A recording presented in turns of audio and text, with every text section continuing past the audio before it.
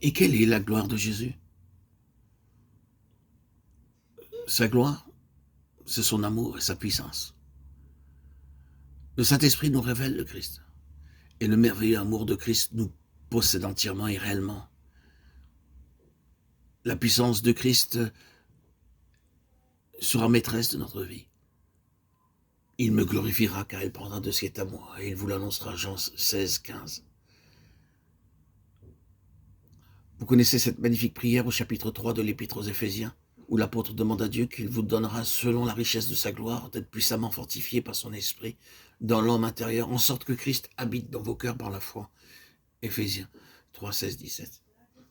L'immense puissance du Saint-Esprit peut le faire. Le Saint-Esprit fait habiter Jésus en nous. Et voici l'autre changement apporté par le Saint-Esprit en ce qui concerne les disciples. Non seulement Jésus était extérieur à eux, mais de plus, il n'était pas toujours avec eux. Vous vous rappelez comment un soir, il les fit monter dans une barque pour traverser le lac, tandis que lui-même restait sur la montagne pour prier. Vous vous rappelez comment une autre fois, il emmena 3 de ses disciples avec lui sur la montagne, tandis que les autres seraient en bas. Et ces derniers rencontrèrent des pharisiens, et ils furent incapables de chasser le mauvais esprit. Et puis vint l'heure de la séparation, et à la fin, cette mort horrible, cette séparation définitive d'avec eux en ce monde. Oui, Christ était leur vie, mais il était tantôt avec lui et tantôt séparé de lui. Quelquefois, il se trouvait près de lui, mais quelquefois la foule l'entourait et il ne pouvait arriver à lui.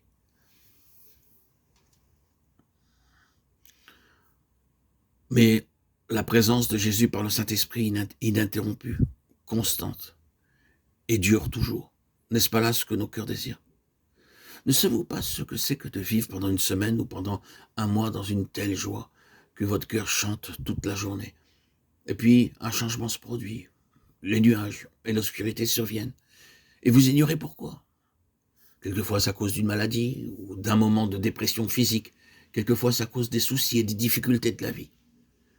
Quelquefois, c'est à cause de l'expérience que nous faisons de notre propre incapacité.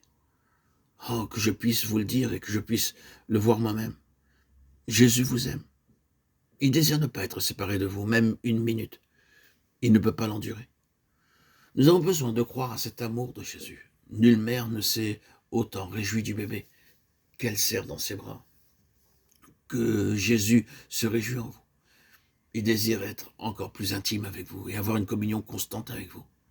Saisissez donc cette promesse et dites aujourd'hui, s'il est possible, avec l'aide de Dieu, je dois avoir cette plénitude du Saint-Esprit, afin que Jésus puisse venir habiter dans mon cœur pour toujours.